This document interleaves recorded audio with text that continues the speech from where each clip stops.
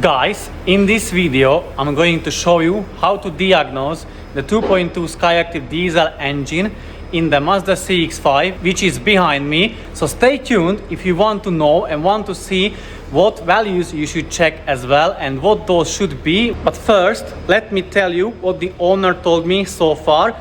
He had the codes read and it came back with the P0101 fault code, which is quite infamous in the Mazda community. However, the diagnostics doesn't consist only from code reading. You need to understand the live data as well, and you should know in what range those values should operate within. As I said, the owner told me it has the P0101 fault code. It is triggering the SCBS light, the traction control, and sometimes the tire pressure light as well.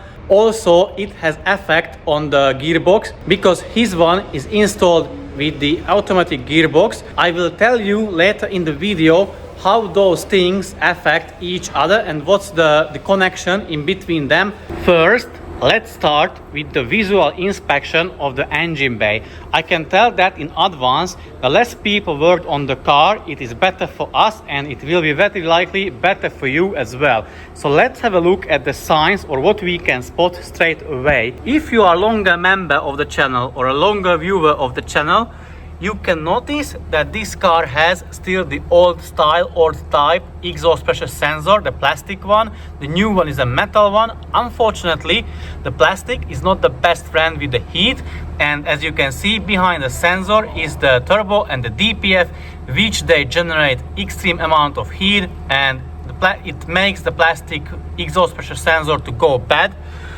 So that is just one thing I can notice. We will confirm the functioning of the sensor later by the fault codes and also from the live data what we can see. Let's have a look at the injectors, or at least the injector nuts and studs. What you can straight away see, someone has definitely worked on the car. How you can know that? Because originally from factory the tightening specification for these two nuts are different. I'll let you know that maybe in this video, if not in a separate video. So the knot should be, the thread underneath the nut from the stud, not should be sticking out for the equal length for the injectors. And in our case, they are equally sticking out. And also, if you have a closer look, this stud is bent toward the left side. So definitely way over tightened. So injectors were removed at some point. However, what we can also notice that very likely the valve cover hasn't been removed because Mazda uses this type of white yellowish silicone from factory. This is the original, so we can assume that the valve cover hasn't been removed. Very likely what they've done here is just to remove the injectors, replace the washers, and then install them back. However, I doubt that was carried out in a Mazda garage. Otherwise, they would have corrected it, or they would have installed the injectors or tightened the injectors properly on the first attempt. Also need to mention that sometimes even you can still see the OEM silicone sticking out from underneath the valve cover. It can be because someone who worked on the car was just too lazy to scrape it off and then put a new fresh silicone instead of that. So also that can be the case. However, in our case, in this car, I highly doubt it. I very likely think it hasn't been removed, but you will see that maybe in this video or maybe the next part of this video. Back to the visual inspection. The next thing we can spot is the condition of the drive belt. You definitely must see them cracks or lines. That means it needs very likely a replacement. Also, another thing I usually check is the clamp on that rubber hose, the rubber coolant hose, that clamp. And basically if the thing on the clamp which you squeeze in order to move it up and down, if it is facing towards you, that means it has been touched or removed, because normally from the factory that clamp is facing towards the cabin or towards the driver. And again, I doubt if someone, let's say, removed that pipe they had to first turn that clamp towards themselves in order to have access to it and squeeze it and push it down, and I doubt they would turn it back again after they done the job or reassembled the car. So pretty much this is what I can see just by visually inspecting the engine bay. Now let me jump into the car, connect the scan tool and show you the fault codes the car has, if it has any at the moment, and then let's do the live data test as well and check the values and the range they should be within. By the way, xTool sent me these diagnostic tools. I was using the previous generation of it, the xTool D7, and I was very happy with it. You can get the same scan tool for yourself at a discounted rate if you go to the website. The link is in the description below, and use the discount code Mr. Nice Guy 94, and at the same time you can help the channel as well, as I earn commission from every sale that is made through my link on that website. Also feel free to have a look or check out the whole website. There are other scan tools as well, more expensive and less expensive as well, so feel free to choose whichever suits your budget the best. I have connected the scan tool to the car, and as you can see I'm still outside the car because this one is a wireless. My one which I have is the wired one, so I need to sit inside the car while doing the diagnostics. This comes handy when you need to see the values and also check something in the engine bay. It has different functions. I have already entered the ECU, the engine control unit, and I want to see the fault code, so let's read them. At the moment the car doesn't have any fault codes, but what the owner told me that it had the P0101. Very likely the battery was disconnected and that's why the fault codes cleared itself. Now let's turn on the car. Let me actually sit inside the cabin and then see the live data, and let me tell you what I can see from them. The engine is running. As you can see, the car has 115,000 on the clock. And let's have a look at few live data points. Specifically, if I know the car has the P0101 fault code, I always check the brake booster pressure sensor and its values. Basically, that is monitoring, or you can monitor or guess of the condition of the vacuum pump from the data. Because the vacuum pump is connected to the intake camshaft, every time I keep the throttle or press the throttle, those numbers, they should go down back to 7.6 as they just did. However, when you press the brake, they rise and then they should go back fairly quickly. So if you press the brake pedal once, they should go back to 7.6 within, I would say, 15 seconds. So let me do that and check if they go back.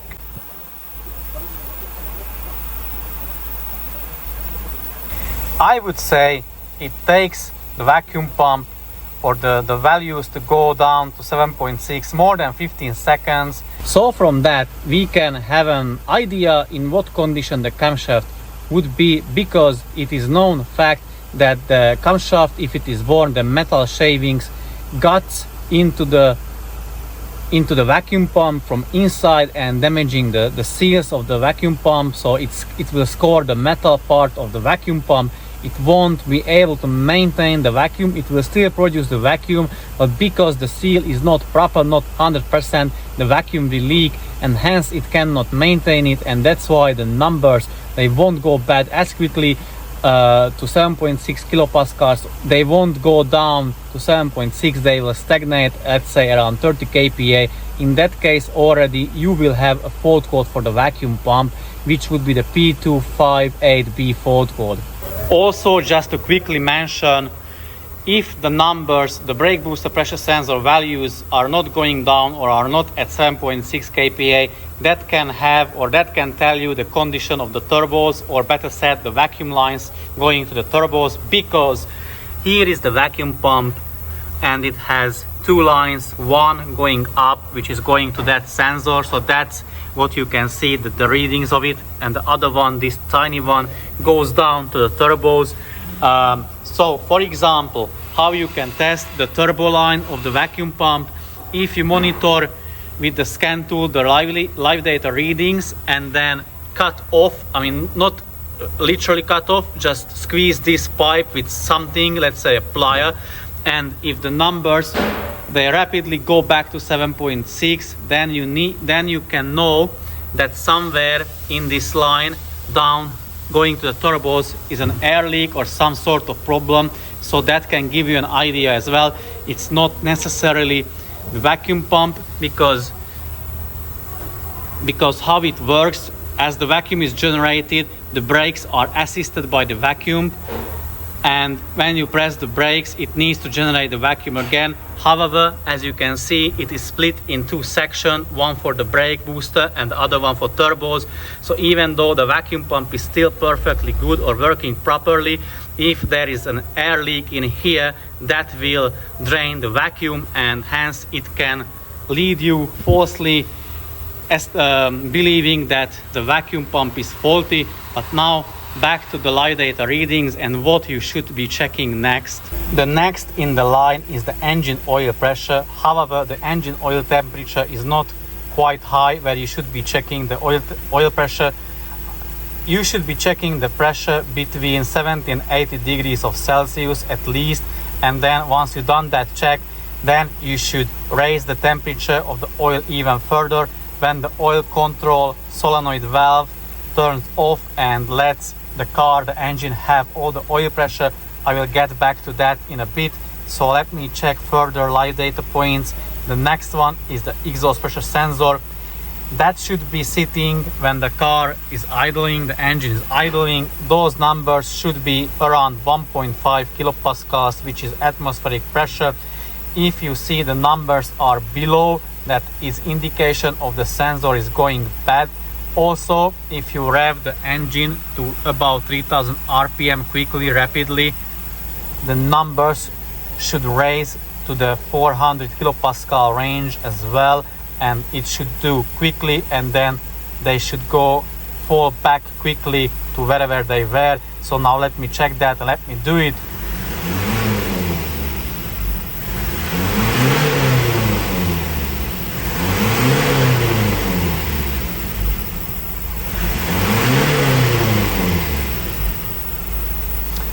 Okay, they don't raise to 400 kilopascal range, but they raise quite quickly and then fall back quite quickly. I assume the pipe underneath is not blocked or not that blocked. If the numbers go up and down very slowly, that is an indication again of the pipe being blocked.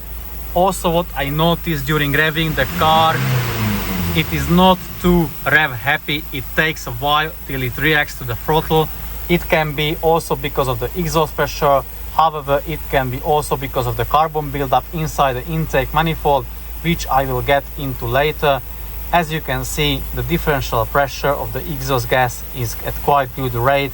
It is 0.3 average kilopascals. Let's have a look at 2500 RPM. Yeah, we are not even getting to 2 kilopascals.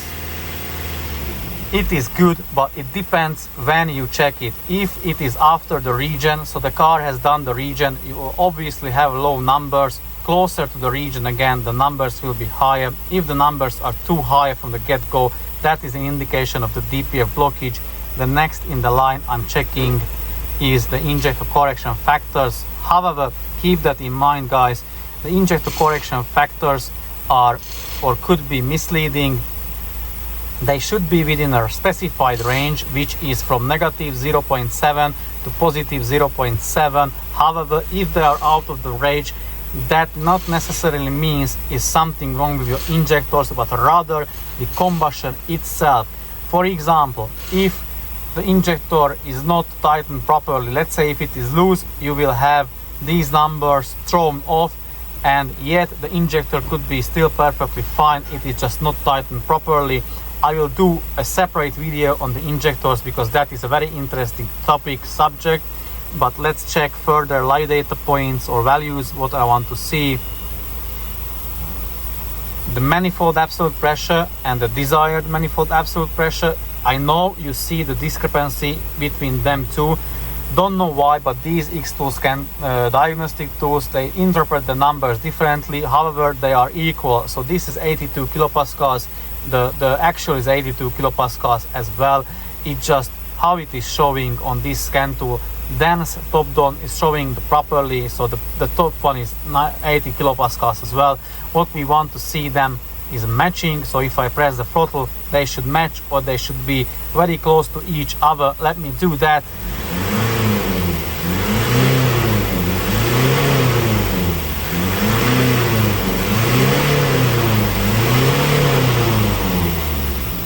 They are fairly close, so I think the turbo is working properly. However, I could see just a tiny bit of a discrepancy. I would say that is because of the exhaust pressure sensor, or the pipe underneath the exhaust pressure sensor is partially blocked. Let's have a look at the DPF values.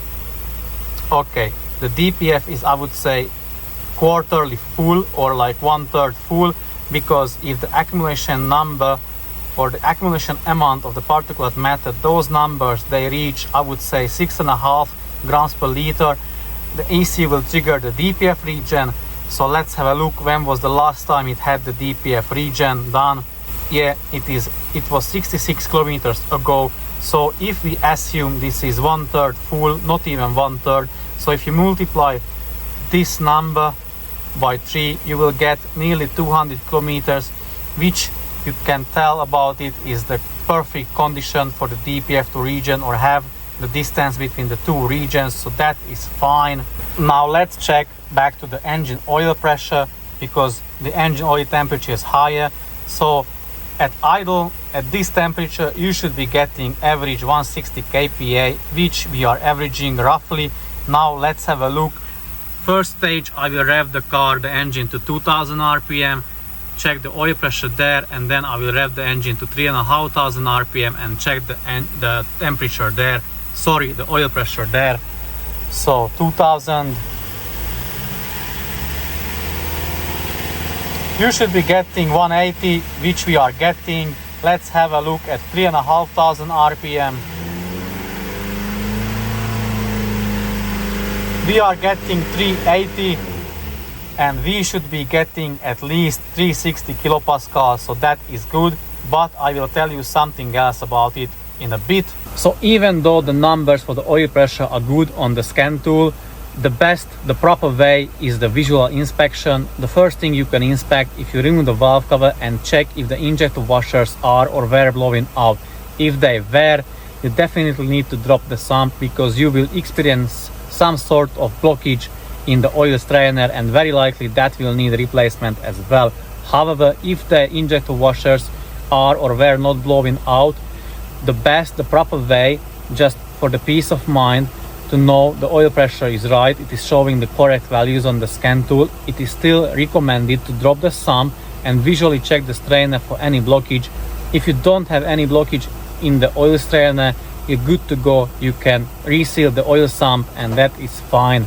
Now the engine oil temperature is 86 degrees, and as you can see, the oil pressure increased as well, which is good, because the oil control solenoid is turned off, so the engine is running on maximum oil pressure. So now if I check it, the oil pressure on 2000 RPM, you will see the difference as well.